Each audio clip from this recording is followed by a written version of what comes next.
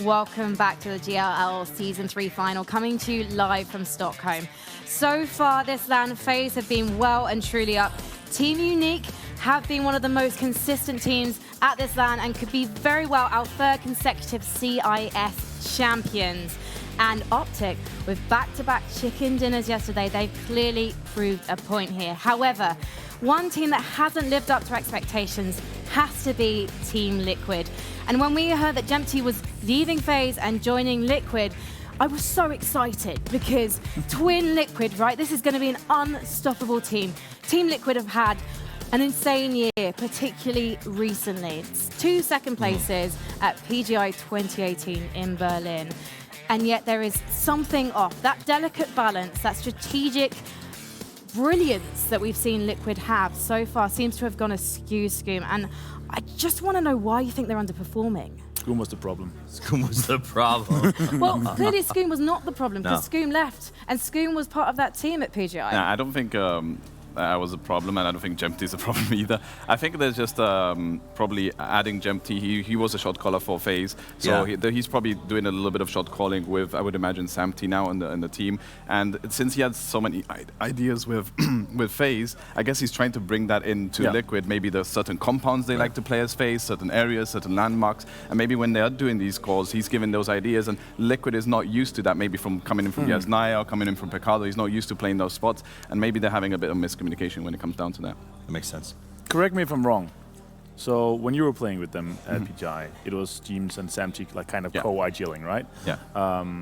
I feel like that would be a really good idea to continue that now that they had so much success, and then have Jempty, maybe add on top of that to like take them to the next level. That's kind of what I'd expected. I think this is more for the long run. I feel having Jempty short call because I mean I was part of Liquid, and I think Liquid, in my opinion, had a better strategic tactical play than FaZe did. But I also think that Jempty is, in my opinion, one of the best players in the world and one of the best in-game leaders and shot callers. So obviously not having him shot call is going to be a disadvantage if you're going to bring him into a team, even though he is insanely mechanical and he can frag out, right?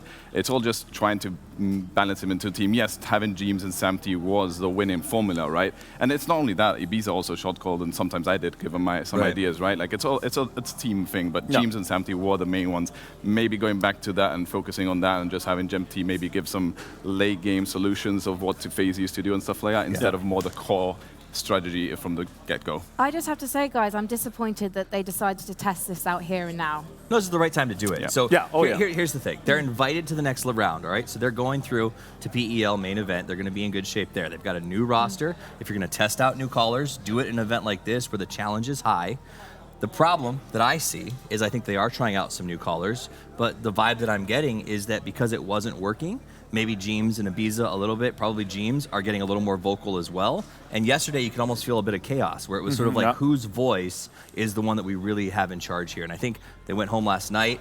I know they worked on a lot of things. I was even told that today they're going back to what they originally were set out to do here at this tournament. And I think that maybe expect them to really put up a good showing because they want to at least have today to say, look, we've sort of worked out our kinks. We're feeling good about it. We're going forward strong. Well, I'm hoping to see that magic, boys. But let's see the challenge these guys have got to overcome, because this is the leaderboard. And as you can see, Liquid are in 11th. So I guess that means that they can't be taking that trophy home today.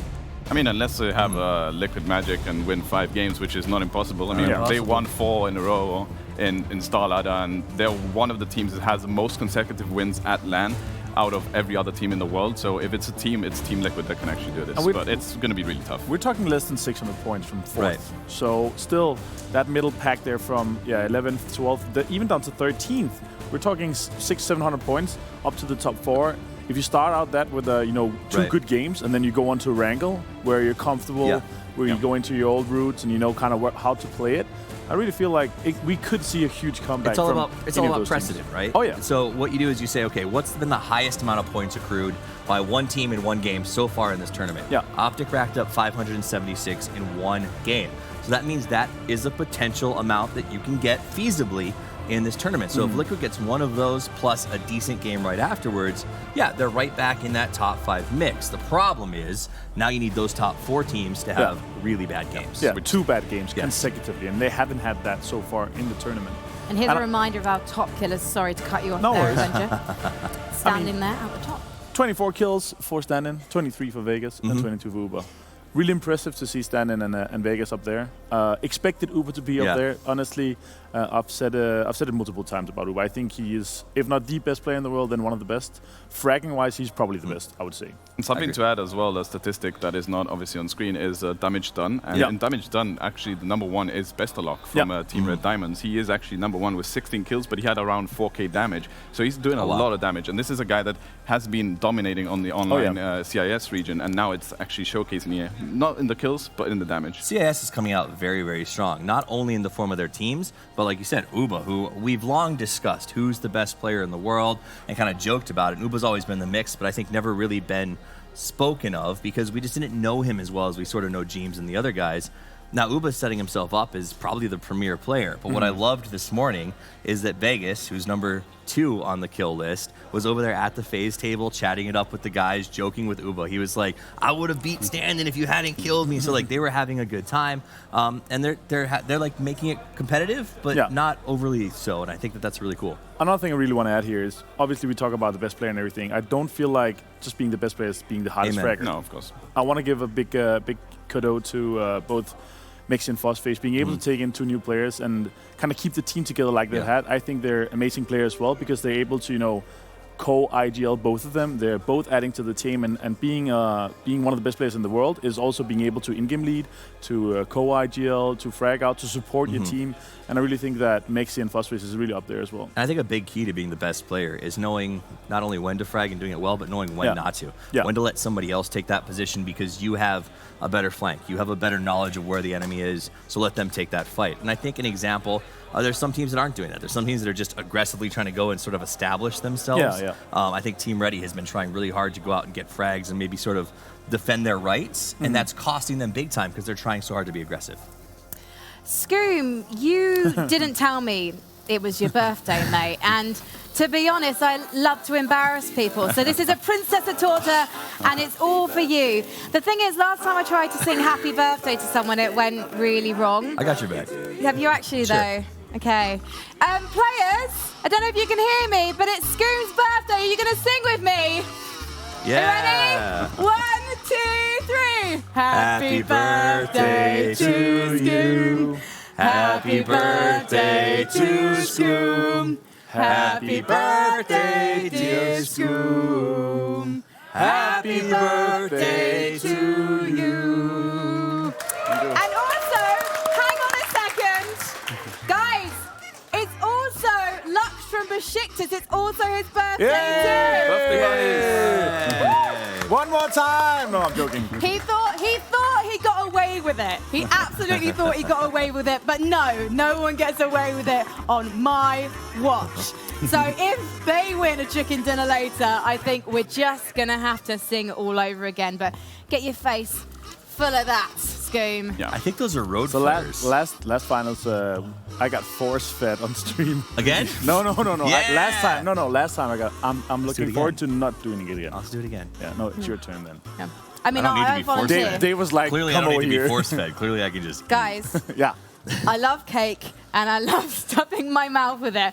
So, you know what? If Ninjas in Pajamas win and Scoom doesn't mind, I'll eat that whole thing on stream. The whole thing? Yeah, if Ninjas in Pajamas win this land. She's not eating it. Talking of our teams, such as Ninjas in Pajamas, Team Ready, we're about to go into the game, but I just want to ask really quickly to you, Toffees, these teams at the bottom, we know can't take that trophy home. Are they still dangerous? Should we still be watching them? Yeah, I mean, okay, so they're dangerous, not in the context of they're going to hot drop and try to mess up someone's game and ruin it, but dangerous in the fact is $1,000 if you win a chicken dinner. So if I'm not taking home money, I certainly can by winning now.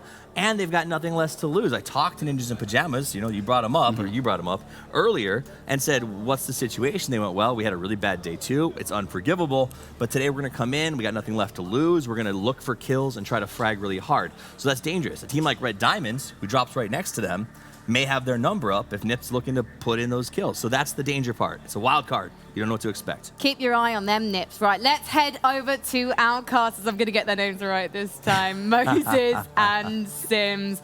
Let's head into Miramar.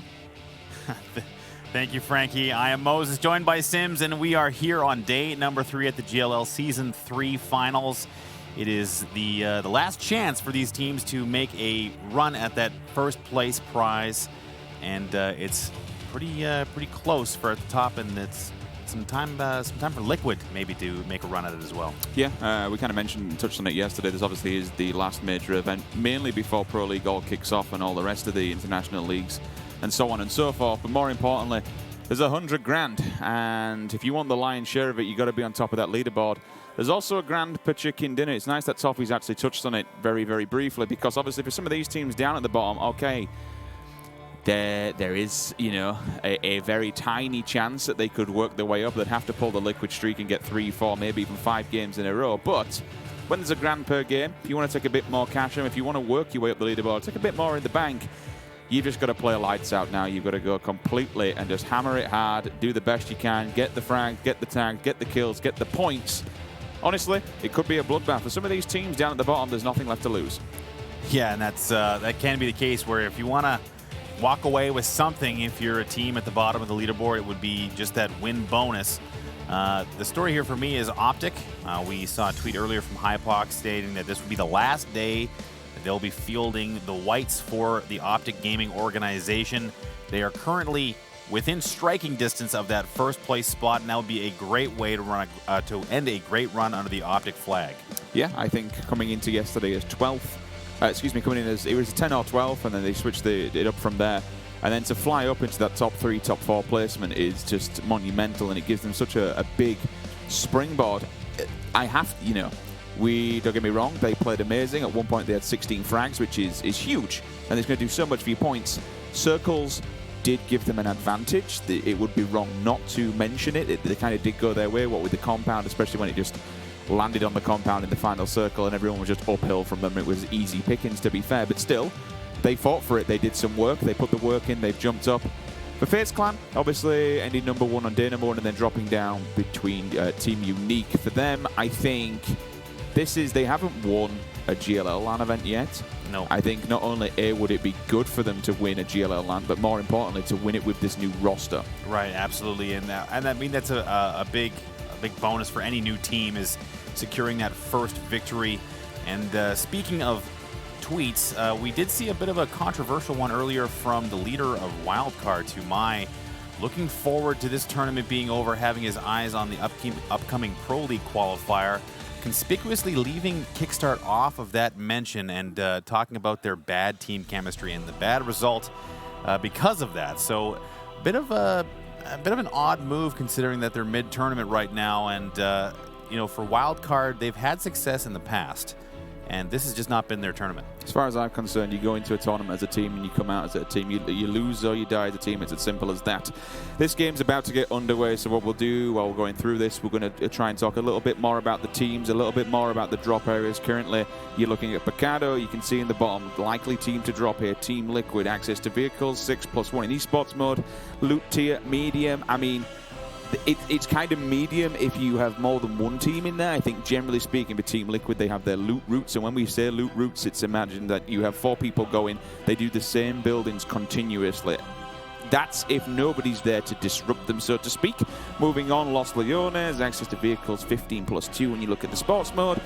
E-United and Ela Giganten are the teams that usually likely drop here. And again, when we say likely, that's because things change up when we come to a LAN environment. Loot tier very high. It's a very mass area. There's a lot of dense spaces that you can get in, especially with those buildings that are 4, 5 levels high. You've obviously got the construction yards and so on and so forth. And look at that, just glinting in the background, the trophy. It's within reaching distance of a lot of these teams. Game 1, day 3. This is a Championship Sunday. $100,000 on the line, Moses, but only one team can walk away with 40 grand of it. And we're going to start this game with a relatively easy plane path coming through the middle of the map. You said that the trophy is within everyone's sight lines. It's dead center here, center stage. And everyone is going to be eyeing that prize, as well as the big cash bonus that comes along with that first place finish. And this is going to be a bit of a pace setter game, as every first game of the day is. For Team Liquid, you're looking for a complete reversal of fortune in game number 1. And if you're FaZe Clan, you're trying to topple Unique, who is looking down atop the first place position. So very, very good initial playing path coming through. It skirts a little bit more to the northern edge, but that's fine because you never really see anyone going down towards the island or prison or Valdemar, so to speak. From Assyria, you'll have a team lingering around the outskirts. The furthest afield we will go is more than likely unique, but generally speaking, everybody is going to be able to go to their home position. We'll run you down some of the teams currently, how they're standing at the moment. This is the team to keep the eye on. This, if they win this will be the third CIS team consecutively to win a season here at GLL. And honestly, I still stand by this. I think this is credit to GLL because the fact that they give the CIS region a platform to stand on, a platform to breed and get better, this is why they win these events. Absolutely, and if you're unique, you have had a relatively well-rounded amount of success. Where fragging has been no problem, positioning, team play, map control, everything has been working in their favor. We've seen a lot of good moments from them, specifically for stand-in, and he's had a terrific tournament. He's fragging out of his mind and carrying that load. And for a team that's coming in with, I guess, a decent amount of experience, but no land victories, this is going to be a big one for them. And we've seen our first circle reveal itself. And this is the Optic Circle as they have Pozo all to themselves and find themselves dead center. So this will be an easy early game rather for Optic Gaming. So an interesting one about this, you're obviously missing about 20% of that circle given the fact that it's on the ridgeline there, especially the extended ridgeline towards the middle of the map now. Optic, they're going to be dead center as Moses touched on. That means none of the teams can just go flying in there and taking position. If they do, they're going to be met with a battle. What is this? This is an S12 Saiga, road battle here happening with Maxazor. He's trying to bully Sixmo. Yeah, exactly. So they're going to reset and go after him once again. Sixmo's buggy is just not looking good. Oh my God, he's going to try and switch the buggy out again. He's got the pistol, trying to pop more tires. Sixmo just trying to get away desperately, and looks like he may just do that as he is currently being bullied by Avangar, but they might have to let that one go as their loot phase clearly not completed with the S12 and the P1911, so that's a very narrow escape there for Sixmo. It's been a rough one for Team Ready, to be honest with you, and it's instances like that where they have to share a certain area of the map, not necessarily a drop location. Let's move on to your second place team now. I mean, look at that. That's what, around 200 points off Team Unique. They've been trading back and forth the first and second position throughout the tournament. Mexi, Uber, Itzy, and Fuzzface, the new iteration of the FaZe clan. Formerly, pretty much one of the strongest teams in the world. Fair play. Things went wrong and they didn't make it to PGI. Everyone was stunned, but then again, think this is Battle Royale. These things happen, unfortunately. But right now, this roster, and again, creditation to the devs picking on it up. Mexi and Fuzzface to be able to bring two players that were filling big shoes, it's fair to be said, and be in this position where they're playing absolutely out of their mind is just fantastic work. Mental toughness, a big factor, not to mention being able to integrate new personalities into the team and even finding the right ones to select. I mean, the selection process is not something we're necessarily privy to, but lots of options for FaZe as really it's everyone wants to join a prestigious roster like that. And even though they didn't make it to PGI, one of the storylines looking backwards was, well, what would it have been like if FaZe Clan was here? You know, we were talking about OMG at the time being such a dominant factor there. Would that have been the case? And then moving past that tournament, we haven't seen the same success from OMG, but for FaZe Clan, it's been, I think, the status quo as they've placed very well in pretty much every tournament they've played. We'll jump Optic, they are in third, and we'll jump on with another North American compadres of them, E-United.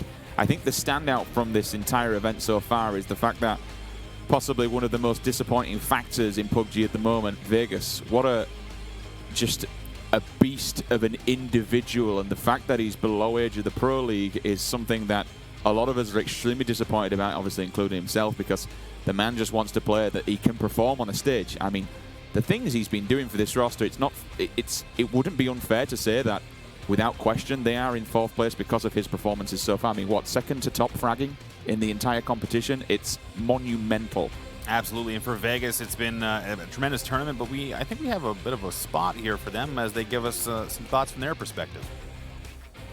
I think my team has been doing better than 90% of the people would have expected us to do. I knew we were capable of it, but it's a little surprising to me that we were doing this well already, considering we don't have a lot of experience with this team. And we are looting somewhere where we've never even looted before, once in scrims or anything. We've always gone the Pittsburgh Knights loot, but now we're doing Pachinki, and we're having a lot of success. It fits our playstyle well. I'm most impressed by Geis. In my opinion, he's performing better than anyone on the team. His comms are, he's very vocal. He's been giving a lot of feedback on the team, and he's been very helpful. He's always the guy that, he doesn't care about getting a kill or something. He'll always be the guy that'll sit there the whole game and watch the flank, and he'll make sure you have what you need so you can frag out. It's a very nice teammate to have. Our team's chances of winning are actually, considering the point lead, they're very low, but I mean, anything can happen, you know what I mean? So if we get one win, then there's a very high, if we win the first game or do well in the first game, there's a very high chance we can win the tournament. But I think there's a very, very high chance we play top 3. Well, you heard it there from the man himself, Vegas, talking about the benefits of having such a good teammate in Geis, and that's kind of the unsung hero. Someone who is always watching that flank, going for the res, using the utility, maybe not appearing super high on the scoreboard, but for having that team cohesion, that's what you need to be successful. And for Vegas, he has had that support to absolutely dominate. We saw some breakout performances from him, and we hope to see more in the future when he comes of age and can make it into the Pro League when time comes. I think the support kind of goes really hand in hand and very well with my next point. The fact that United, I know, like a few organisations here in the PUBG scene as a whole, they really support their players. They really genuinely give a damn about what these players do, how the scene evolves, who's going to be on the roster, how things are going to be faring going forward through the Pro League and everything else. That's for the future of PUBG Sports. I've said it before and I've said it again. I think it's an absolutely beautiful game to watch. Things keep getting better. People keep realizing how to do things better, how to explain the game, how to play the game, how to broadcast it. The only way is up. Oh, that sucks. Fuzzface has been found by Beautiful Death. He's going to be the first one out of this game from the looks of it. Yes, indeed. Murado been betrayed as Fuzzface finished off by Beautiful Death. Says, looks like Team Ready had a bit of a trap set for Fuzzface and the rest of FaZe Clan as they were in transition. Headed to that first circle. Dignitas, Adam with the mini long distance shots. Just as a note as well, if you're wondering, okay, fair enough to say if you're wondering why he died. Obviously he died because he got shot, but for someone like Fuzzface, that's kind of part of his job. You saw it before on FaZe, where it used to be Gempty all the... No, he got it. He had to bail out. It used to be Gempty on FaZe, for example, who was the one who would offer himself up, so to speak. Nobody wants to die early in this game, don't get me wrong, but having one player dying like a scout is better than your entire team rocking up, which we have seen before, and just getting completely decimated off the server and removed. Losing one player is better than losing 4. Okay, it's a very early death you don't want to give away, and it's also 16 points to another team. But that's the whole point of being a scout. You go out there, you find a potential place that's either good or bad to go to. So, unfortunately, your initial scouts you will see go down. They're not separating off and going off on their own lone man mission. That's their job, and that's what they're there to do. Liquid have gone for I like this move. Take the western road and split between the compounds. They obviously won't.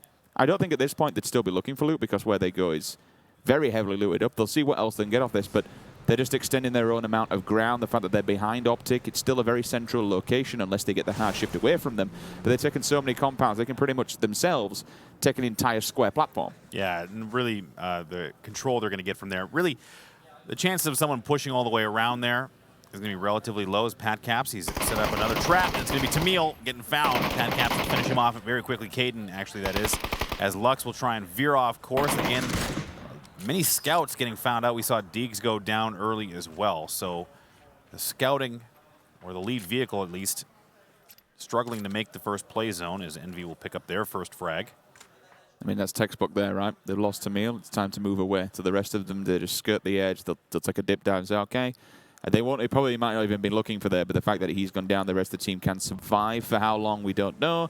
NIP, they'll be getting a nice little present of their own. They obviously have to be very careful because I'm surprised Optics let them get into Pozo, to be honest with you, mate. I would have thought maybe they would have... I know it's a big area, but I thought they would have pushed more forward to where teams would have been coming towards them. Yeah, it's hard to maintain control. And really, if they would much rather just back off and then continue to loot, really. They can get all extra meds, extra nades, whatever you need. Yep.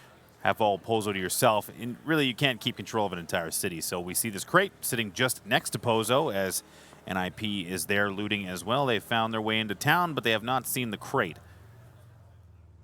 It's a pretty bad boy as well. 249.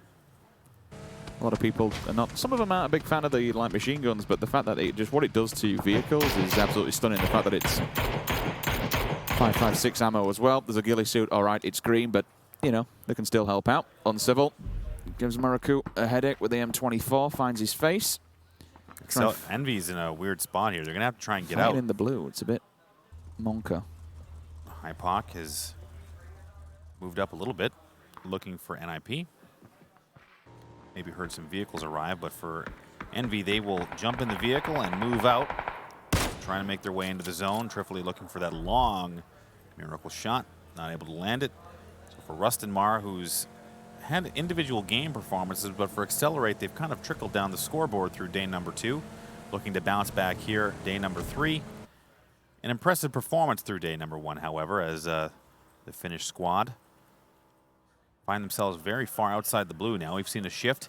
It's going to stay on Pozo, but will favor the southern side with El Gig and Red Diamonds, with Unique as well finding a great spot in the center. United coming from the south, though, excuse me, take that hillside, so that's good for them. But again, with how many teams are going to be left coming into this one, there won't be much room left. I think we have to speak about how many teams are going to be taking tanking, should I say, and a dramatic amount of damage. Obviously, this is the next circle, and they're still pushing in the blue from the initial one. It's just meds burned. Yeah, exactly. We saw it yesterday with NIP. They turned up and had about, what, 10, 15% HP left, and they just got battered on arrival. But still, a Vanga, miles away, Maxi and an Octave, 2. They're in the Oasis of all places. So for Liquid, maybe trying to find a path. I like the coordinated movement of this squad as they bumble into the zone and they're matching Murados. Looks like they found a spot, at least for now. And it looks like they're going to try and execute a split across the road, leaving Samty and Jeems on one side and Ibiza and Jempty going to the other. It's been a strangely rough tournament for so far. Yeah, it has been. I think the communication aspect is probably the culprit. Scoom touched on it. Adding a very vocal shot caller like Yempty to a squad that already had 2 shot callers in Jeems and Samty. It's going to take some time to adjust to that regardless. How they adjust to it and how long it takes remains in question. But Jeems is going to find Krema as he transitions past. He's going to run right into Ibiza. This is not looking good for the Knights here. And they're going to bail out of the vehicles. Voxic down already. Oh my God, he jumped over the vehicle. Ibiza with the long legs gets over the crashing Drayden, and Yempty will take him down. That was an athletic maneuver from Ibiza. Jesus. What a jump. Single-handedly saved his life because he'd have gone flying from that one and been killed. They will end Voxic. That's 2 down, but they get the knocker as well. The Knights, they lose 2 instantly back-to-back there by crashing into Liquid. How in the God's name did he survive that one? That's just some luck and agility there from Ibiza, as that's 2 kills now for Liquid and the Knights reeling. But I believe Optic take one of those kills on the Knights, so I'm not sure if they're going to get the all. That would be 3 down potentially then. Yeah, it's only Texas, as far as I can see, left. Oh no, Kram is still alive as well, so that is only 2 down for the Knights. Jeems is pushing back to try and give them a bit more groundwork. Kramer and Texas again, they'll just have to hunker down now and hope for the best. They do lose 2 teammates simultaneously. But going back to what you said on Liquid, obviously we saw it before. When Jempty was on phase, he was the one that were going off and doing his own thing, being the scout, being the leader, being the searching for places. Back on Liquid, when it was with Scoom, it was generally, you'd see, you know, Ibby and Jeems being a little duo, 2 and 2. Samty and Scoom would sit back. Right. Be the kind of the support role. Samty was on the sniper, for instance, but now you've injected a squadron leader, so to speak, who will go and do his own scouting thing. It's going to be a different ballgame, don't get me wrong. They've had time to practice and play together because of what they've done in the online league. But again, it's their first LAN together. Things are only up from here. I mean, hell, they've already got an invite to the Pro League anyway. They're still world-class players. It takes time. So for Texas, his time is almost up. Surprised he went out there. Yeah, it's unfortunate. I don't know if he was trying to make a play, get out of there, or if he was just trying to, who knows. But Kramer's going to try and come out and save him. This is risky. There's lots of lines of sight. You can see Liquid percolating across, and they're looking like they want to push. And this here comes Ibiza. He's probably going to want to get a nade into that smoke, see if he can. He's got one ready. Yeah, here it comes. Go for it. Popped it. He jumps again, and that's going to land very true right on top of Texas, and he's going to go down. The follow-up there as well, and the Knights are almost out of this game, and Sid has found Uba on the top, so FaZe is going to lose another one here as they found the ridge, and they're trying to run down along it, but it's not going very well as FaZe and Liquid on 2 sides of the coin. FaZe going down, Liquid going up. Itz is also in trouble because he's got 2 line of sight. Unique can see him, and so can Liquid. They're just firing bullets at the now. Uber's dead and gone. There's nothing they can do there. Itzy also in trouble. Finally, he does. That's 2 now down for FaZe Clan. Knights with 1. The positioning here of this circle is kind of what's costing them. It's the ridge line. It is. It knocks off a percentage of that initial circle, but more importantly, because it was centralized on Optic, it stops anybody going center. Yep. They can hold that. One team got in the form of NIP. Empty. Pozo's empty now, so it's going to be a rough one here. Is the density along that kind of middle and southern portion of the play zone is very, very difficult. And now here comes Lux and Simsy. Liquid is actually looking in good form here as Lux is doing tricks. Oh, they both have. What are they hitting? They both hit like a ridge. I don't know what happened, but they're both flipping over, and this is horrible for Besiktas. Now they're getting flanked by Liquid as Lux is going to go down, and now Liquid is just cleaning them up one at a time. Simsy jumps out as well. Lux is going to get finished by Jeems. And now the frags are starting to pile up for Team Liquid. This is the start they need. Both the Murados were just like a kicking horse there. Something definitely scared them. They hit something on the ridgeline, surely. Startled horses. That's what I mean. Well, they just went straight up in the air, didn't they, as they did it? But yeah, to kind of touch on what you mentioned, Moses, that ridgeline, okay, there's no water on this like we saw in Erangel, but it acts as the same scenario it's because dead zone. Nobody can get on top of it. It just cuts apart a portion. Thanks, Ridge. Oh, there we go. Cool. So it was all that. All right. That just ended their life. Fair play. It was almost identical as now Liquid has moved even further center, and I believe they will now try and flush out the remaining member of the Knights. It's Krama. He's all alone. And that's 4 frags here initially for Liquid. It's a good start. Vanguard, they know exactly where NIP at. You can see the grid. Oh, Krama's actually answered Ibby. That's the SLR doing the job. But now they know where he is at. He's going to try and maybe go for the finish here. Ooh, there's that M24. We were wondering, or the 249, I should say. Bushwookie. Wondering where it went. It's in the hands of Gaxi. Well, this ain't good. And here comes the nade follow-up. Gaxi wants the Bushwookie. He's going to bounce it pretty damn close. Imagine. Out and away, unfortunately. Is that 2 down there? He's not even getting that. Yeah, no. I believe that was a res coming. Oh, that nade split them. That one looks a little bit better. There it is. Anuctive goes down. NBS. Kobe.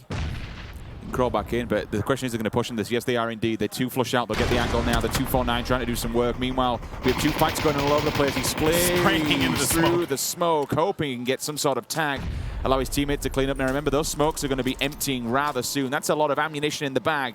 As Verin says, nope, I'm gone. See you later, boys. I'm not taking this chance. Ooh. Smoke dissipates, and the minigun does the job. GG. That is a lot of bullets coming towards Avangar. Who went out? Which team did we lose? We did lose a team there. It's not the Knights. We see them there. Doing a quick scan. Not Fuzz either. I didn't quite catch it. Regardless, we'll get that update soon enough. Was it FaZe? No, FaZe is still in. I'm sure it'll come up. We'll see the scoreboard in a second on the left-hand side. I'll be able to confirm exactly which team we did lose during that battle. They were a bit messy in the kill feed. Indeed. Who was it? It was Besiktas. The ridge ended them. They couldn't get away, so... Feels bad, man. Does feel bad. Both flipping their vehicles. Evander and Knights also on 1 player remaining, so one of those could fall any second. FaZe Clan with 2. Initially losing up in the... given the circle's position on the ridge line. This southern portion, you see this hill at Dignitas is kind of in the bowl. You can't really, if you want to try and take map control on the southern side, you're going to have to risk running up that ridge, and that's going to be a difficult press to say the least. Joining in with Envy, they're kind of jousting a little bit with L-Gig, who are just underneath in the God buildings. Envy, they are playing with a new roster. This is their first tournament with their completed 4-man squad. It's been up and down for them, really. Teams like Envy kind of annoy me, though, for the simple fact that we know what they're capable of and we know how much skill level of individual players on there. Trade-off. Right. Pat onto Savage. Hugster then puts Pat down, so back and forth with the headshots. They'll now be able to get the reses, and maybe that's just a warning. Caden also taking directional bullets from a different angle, so he needs to be careful. Be able to give his teammates support while one of them goes off on the back lines. Watches their backside, but also is the emergency backup. Meanwhile, Circle, she shifts towards the western side. Optic are just creeping in. Liquid, though. Very good position and a good compound, Moses. They're going to give it up, looks like. They're going to run back across the road, maybe execute the split once again. Nope, they're going to move S4. Now, this is where Liquid seems to get into trouble. They have the compound. They have that security, but they're going to give it up.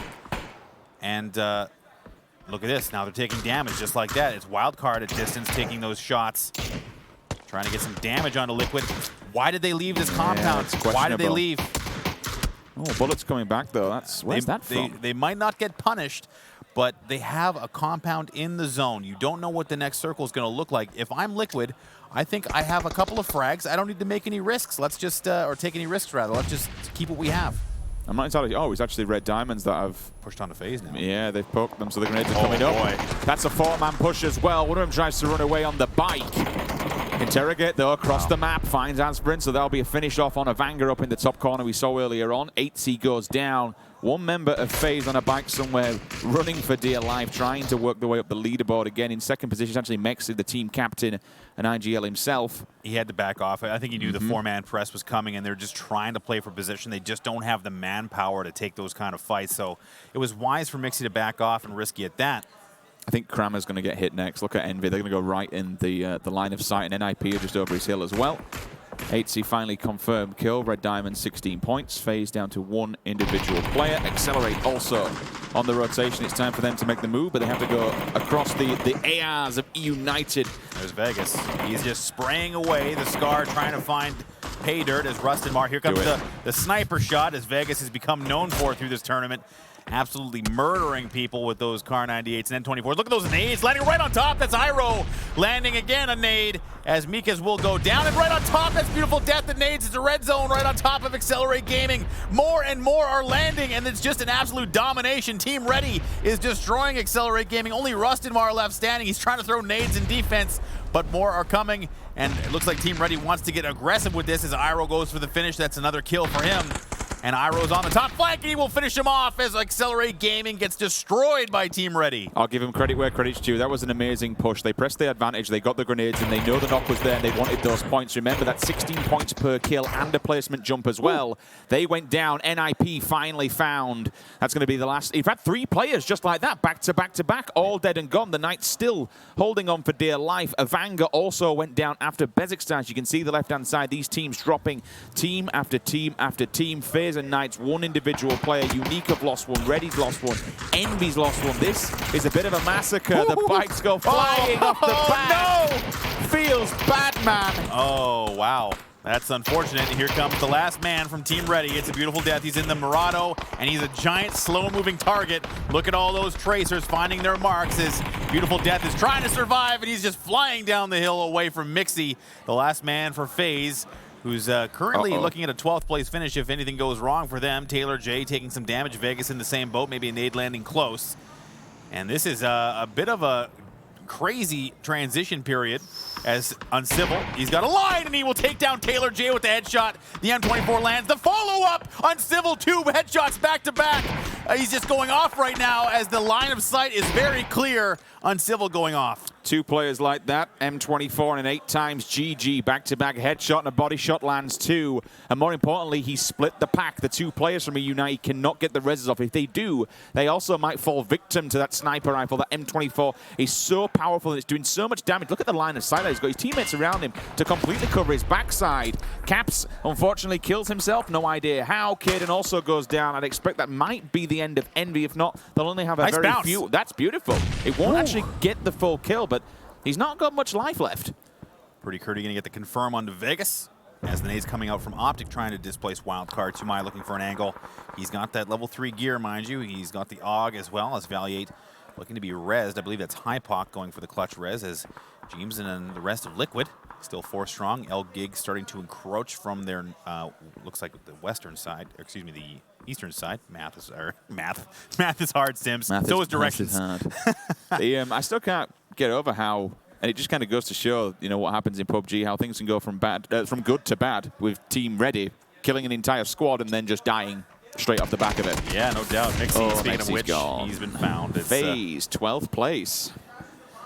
Well, interesting for Mixie. That wasn't the round that FaZe wanted. Civil again. Yeah, that's another headshot, and Civil's going bananas with the M24 atop the hill here. It's all Dignitas. Here comes Hugstar and Elgig. This comes down to Adam, though. Adam's on the back line, been the watcher. If the rest of Dig want to survive, he needs to call it out. There we go. Now all of a sudden Elgig will catch him. He's done his job. He gets the call out. Alo turns around. He spins on his head. He's also got support from his teammate as well. Curdy comes around the corner. Ooh, there it is. And Adam's going to come back around, and they're just going to bully Elgig, who just does not have the manpower to deal with the 4-man squad of Dignitas. And Savage got the blue at his back, and Dignitas at his front. He'll get one down, but traded out very quickly. We're missing one from Elgig. It's Vac, actually, to the north. He's on the other side of the ridge. That was such an important anchor to sit back in the form of Adam and watch the ridgeline. If he wouldn't have been there, they could have crept up slowly and battered them all. So good job from him to hold that position. Vac, he's a mountain goat. What can he do? You got Liquid all in front of you. He sees one at least. I think he saw Samty. I just get my head down and tuck in here. Well, he's got the circle. He's got to come off this ridge, so he's going to see if he can find a kill. It's going to be Samty. Might be the one getting snaked in the back from the mountain goat himself. Well, Beautiful Death made it, mind you. So he's Team Ready still in this thing, but he's sharing quarters with Wildcard. Here comes the flashbang, bounced off the line. Oh, he's got three guys in his basement. Which is not good. Not good. I can tell you from experience. Envy is still doing well. They've taken out one from Optic. They've now moved on to James on Liquid, so he's gone down. That's a bullet to the brain. I believe it was the M4 he clipped in. Does that nade hit? Yes, it does. It connects, so Jimbo's down. 16 points again for Envy. More nades will come through. Trying to see if they can catch one off the back. In fact, Envy have actually got him boxed in. That forces Samty outside. Who's going to win this battle? Terra knows where he is. I think that Terra's got the zone coming his way as well, so they're going to have to bounce out. Sharp Shot and Red Diamonds trading. Kickstart going down and out. And it's only Taro left for Envy, so he's going to try and smoke his way into the zone here. And we're getting into the clutch. There's only 10 teams left. 27 minutes in, 26 alive. Liquid have got a little edge of a compound. I think it's the last remaining one in the circle, but after this next circle, it certainly won't be that. It will be out and gone, and then we're into an uphill battle. The only way you can kind of do this is go one way or the other way. Dignitas are and come across and take the hillside so you can lay down and avoid any oncoming bullets. It'd be nice if they could get rid of Liquid now in that position so they can continue marching forward. United. Or you go across the road to where Optic are and you play off the back of the defilade, play downhill. So pick your poison here. What's good, what's bad, and what's the lesser of two evils, so to speak, because there's absolutely no cover in the form of compounds. Speaking of no cover, United is just stuck on the edge of the zone. They've got Unique right in front of them. They've got Dignitas above. They just killed him. Pistola Time has just decided to execute his teammate because there's just nowhere to move. Take your meds. Fair play. Take the meds and deny the points. Move on. So for this is looking good for Dignitas, actually. They've been active. They've got more kills in the tank as Pistola Time trying to make a run for it. Optic's got eyes on Wildcard. Crema, having lost so many teammates early, still finds himself trying to get into the top 10. Geist has got nowhere to go. Damaged. They're in trouble. Yeah. And that's another headshot for Uncivil, who's having a terrific game here. That's 7 frags now for Dignitas. Interrogate still being bullied by Liquid, who's trying to clear him out. And then it'll be another move coming up. That's going to be Uncivil getting one. A little bit of a taste of his own medicine. And the headshot comes in pretty finished off. Optic peppering them from distance. Jempty doing the job of Adam as well, just on the backside there, making sure nobody can come downhill as Liquid do have that final compound just to themselves. Grenade goes up and over. It's cooked. It's ready. It's hot. I think it's way too off to the left there. Yeah, they all moved at the right time. Uncivil's actually been finished. So that's a confirmed kill. Samty will find Interra. Envy is eliminated. You can see top of the middle screen. 9th place finish for them. Samty, 24 in the bag. What will Vac do? Will he cause problems for them here?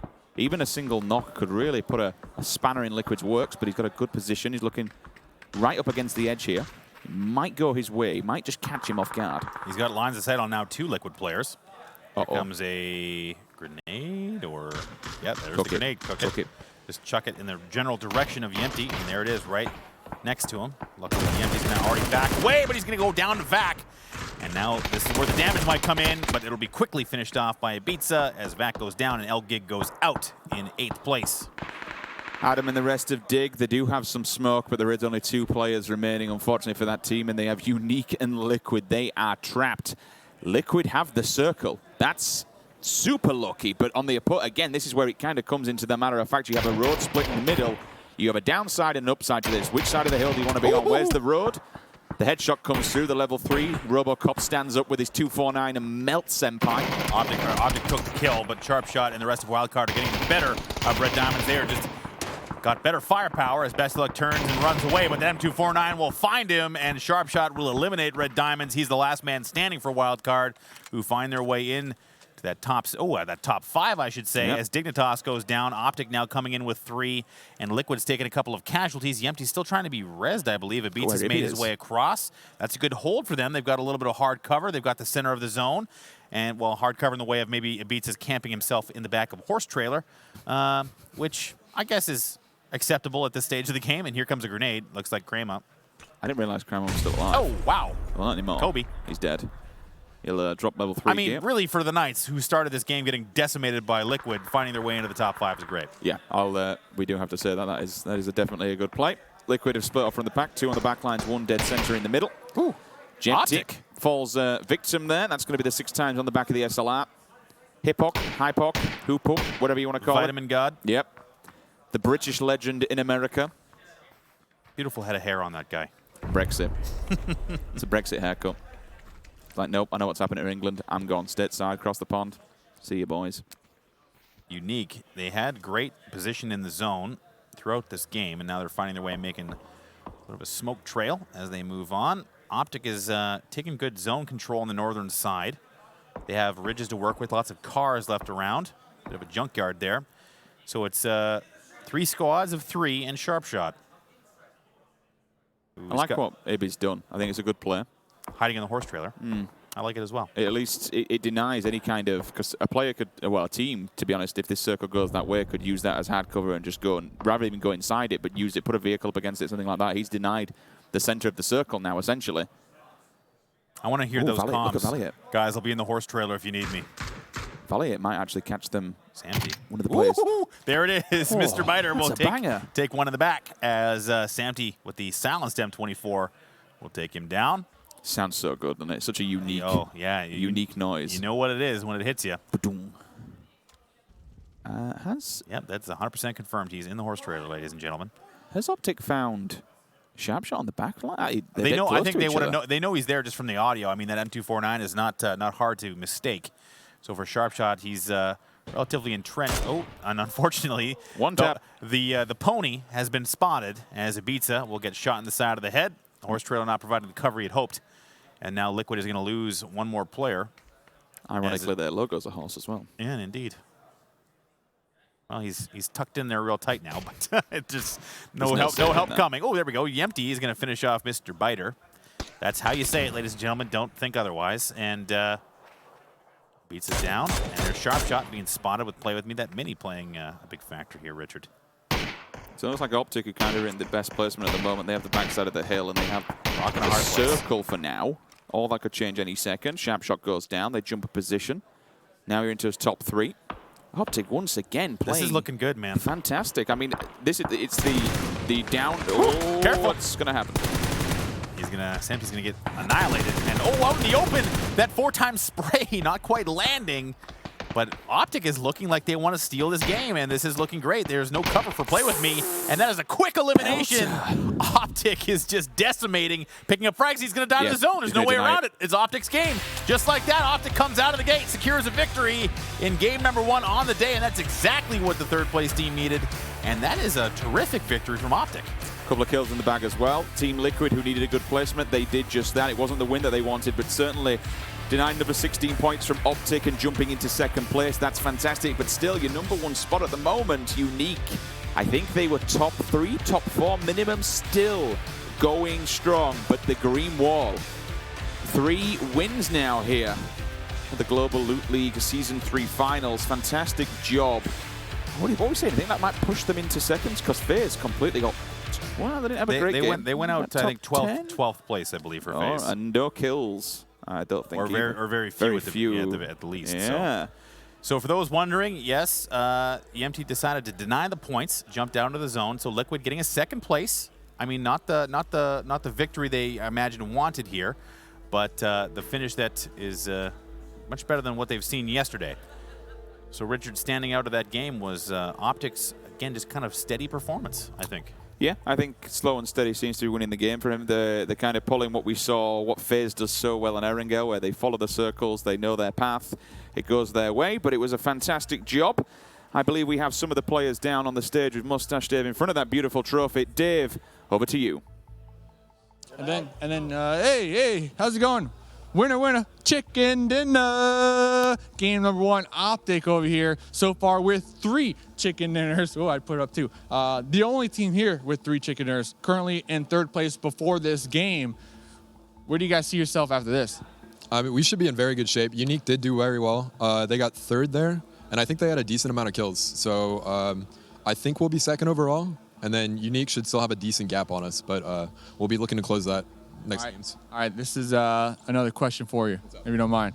Some people say hard shifts don't exist. What do you think? Oh, definitely not. No. No, I mean, we had that bad one, the second phase. We basically had to jump out of Pozo, completely rework everything. Luckily, we were able to put pressure on Nip, I think, and then Envy after that as they were like playing towards our east, and we kind of just found a spot on the north side, even though we kept getting like pretty rough shifts. All right, so that was that. And then we come to like further on into the game, you guys started utilizing some interesting split tactics. You want to break that down for us? Yeah, a lot of times in later games, like on that 3rd to 4th circle hard shift, it's hard to split because there's so many people up. That's like the death circle in most cases. So we just knew that the only way we're going to win the game is to completely control the north side and control it by the northeast and the northwest, and the northeast. So we put Baja in a shack by himself, pretty much just to get info, scare a team. He ended up killing one at MB, so we knew they only had 2 up. So our only worry for our east was now only 2 players. So that was very good. And then we put all our pressure on west because there's 2 compounds that could have pushed over the hill. So it was a risky play, but it worked out in the end. And then talking about risky plays, not necessarily you guys, but then you saw you guys were on the high ground. You had the little road in between, and then across the street there is a skirmish kind of erupting. What was the thought process to you guys? Were you trying to just third party that, or just let it play out? Yeah, we ended up third partying a couple kills just to make sure. We didn't want to overcommit, just to make sure no one gets knocked or we're not getting flanked. We always want to make sure that it's not full commit, just getting kills and getting kill points. So we pretty much just made sure at least we got like 2 people knocked on each team, stole 2 kills. So if we ever have to worry about them again, we know it's only 1 or 2 people. Like for wildcard, we ended up killing 2 of them, and it only ended up being sharp shot on like the southwest side. So we knew it wasn't really a focus to them because they only had 1 guy. So at the end of the day, if we had to push them, it would have been easy. All right, and then a last kind of question that Toffees from the desk wants me to ask you. Hypoc has a new nickname today called the Bus Pass. I have no clue. What was that about? I mean, he's getting up there in the numbers. So Toffee's, he wants to make it stick. So I guess we'll see throughout this event whether or not we can kind of keep that going. I don't know how I feel, but let's spam some of those green wall emotes in the chat right now if you think Hypoc should be renamed the Bus Pass. Well, Valiate, congrats on that chicken dinner. Baja Waka, congrats, gentlemen. Let's see what the desk has to say about that game. Thank you, guys. Well, Scoom, Optic Gaming there. I never thought I'd see the day. 3 wins on LAN. They're on a roll, and they're playing smarter than ever. Yeah, they are. I mean, I remember the first day they were kind of struggling, and when we at the desk we were saying that they seemed to be splitting too much. They were not grouping up. They were not being as a team. And after day 1, I think they might have gone back to watch the VODs or something and realized we need to play together. The teams that are winning are sticking together. And day 2, they won back-to-back chicken dinners. Just was playing as 4. And again, in this game, we see them grouping up as 4 and just kept on pushing and pushing every circle, and just a really dominant performance by them. Day 1, they were separating to yesterday, and today they are playing together. They're no longer separate. They're like an OG unit. These guys cannot be stopped. I'm super hyped to see the green wall stepping up, taking home 3, and it's because of their smart placement. They're not forcing the push. They're letting other players, just like this moment here, do the fighting for them. They let Unique be the spoiler for Liquid instead of forcing themselves to be in that position, and then they just got to be the janitors and mop that up. And again, Optic not playing too safely in a sense either, because they're still getting pretty decent kill feeds as well. Yeah, but 8 kills, that's what comes with the win, right? That's what the winner's bonus is, like these 3 to 4 extra kills. So when you take that out, I want to say it's passive play, but it's smart play. They're not forcing those fights. They can win with 15, they can win with 8. They're coming in with the chicken dinners, and I think that sets them up for a really good run after Unique here. And Avenger, surprised to see Liquid finally making it to 2nd? Not really. I like the kind of the push they did. Obviously, they had a really good position in the 2nd circle, and they pushed Center in phase 3 and 4, which was really, really good. I was kind of surprised to see them kind of stuck on the wrong side of the road for so long. I would really like to see them push over the road and make sure they maintain the kind of being on the right side of the road or the left side of the road where it ended. But it ended up them being stuck there. And I kind of feel like they could have pushed out. They had a kind of a win opportunity to push out and take control of that. But they still ended up with 9 kills. They did actually in one of the phases.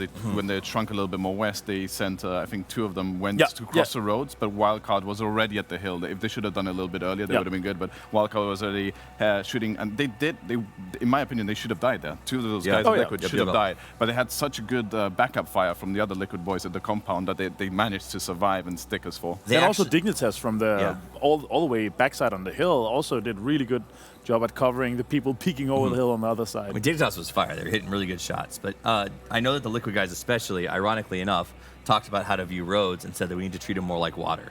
They were talking to me today about how roads are like rivers for all intensive purposes. And the way that they crossed that was way more in line with just running for position, or less running in position, and more in line with the way that you would protect a swimmer who's completely helpless when crossing that. And that's what I think was able to save them and bring them back. They had resources ready, they had smokes on standby, they had bullets loaded, and knew that the threat was there. So kudos to them. It's a different Liquid that we just saw than I've seen in the last 2 days. That's good. Casting my mind back 2 or so metas ago, we used to see particularly the EU teams hold back a bit, rotate quite late. And now, actually, it seems like the teams that wait are suffering. Yeah, I mean, we had a few moments in this specific game that I've actually pointed out in other games as well, as there seems to be some certain teams holding on the blue edge and waiting for rotation kills. As we saw Envious, Besiktas was coming from the northeast and the blue zone was already coming, and the circle was far away from them. And I think these teams are holding the circles. I don't think it's favorable for them, because this is a positional game. You need to be in the circle. It is placement heavy. It's not like the OGN system that we had last week where kills do come into count.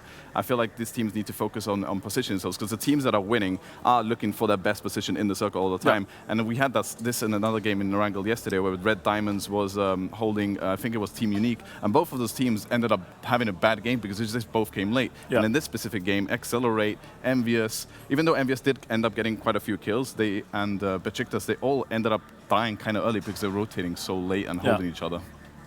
Martin, do you want to wander over to your little weather board? Because I can't wait to see what you want to break down for us on your special board. So yesterday, I'm just going to start it from the top here, and let's highlight Optic. So yesterday, we saw Optic in a game where they got 6 circles and took a win. This one, they didn't get 6 circles. They only got 2. So they actually positioned themselves really, really well. Obviously, the first circle being in El Paso. Let's light it up a bit here faster. And then it shrank south, but they actually played it extremely well. As Valley8 pointed out, they played the northern side and they wanted to keep their back safe and wanted to make sure that they were playing for position in the north and just making sure that their backs was clear. And then they pushed onto a shack where they stayed for a little while here. So they actually didn't get more than, I believe it was 1 circle where they were inside. So the next one is going to shrink away from them as well. And they keep pushing for a new position all the time. You just see them constantly pushing down into the circle. Next one is also going to kind of pop away from them, I believe. Yeah. So here again, it's popping away from them constantly, and they just fight their way in, get a great position in the new circle. And this is the only circle they actually really got in a kind of great spot compared to the other circles. Other one, next circle popped away from them as well, and they really fought their way all the way into the end here, making some really good decisions. And I'm happy to see them take a win like this, where they just didn't get the win gifted, but more like they fought their way in. Obviously, it was the first circle, and then one of the later circles, which is also obviously kind of important, but they really fought their way in. I feel like this is a very deserved win for them. Yeah. Let's take a look at the scores on the doors from game number 1, of day number 3, even. Tense music. 10 kills for Optic. I thought it was 8. Big time. Yeah, 8. So 560 points off of that game. Optic's putting up big numbers, and that's going to start to scare Team Unique. Unique is in 3rd place, so they will probably maintain that 1st place spot. But seeing FaZe go out as quickly as they did at 13 really opens up the potential for a lot of these teams to get back in. 0 kills, yeah. And United having a bad game as well, so this is Team Unique and Optic kind of stepping up.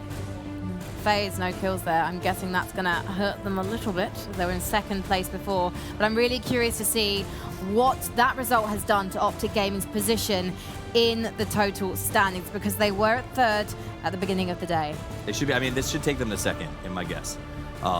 There it is. Okay, comfortably. Yeah, 250 points lead as well. Yeah. So even with less kills, I mean, this tells you like the new FaZe system is kill heavy. But if you can't get those placements relatively consistently, it's not always going to work out in your favor. I mean, 74 kills is a stupid high amount, and it'll help them stay in the top 5, but they really need to take a chicken dinner home in the next game or 2 to maintain first place. I talked to Mexi yesterday, and he said, luckily, tomorrow, hence today, is 3 Wrangle games. Yeah. So they're looking forward to their Wrangle games. And obviously, they did come with a statement in OSL where they won the Miramar domination. But I still feel like they're just above average and above everyone else on their Wrangle performance. I think it has to do with the EU United. This idea, or not United, I'm sorry, Miramar and EU is what I meant to say. EU tends to really like playing that sort of center meta a lot more, which I think is harder to do on Miramar. There's not as many compounds. You saw what happened to Liquid in that situation. NA does sort of favor that edge that you were talking about earlier, Frankie, and they've trained in sort of that run and gun fight. Optic did it very well in the last one.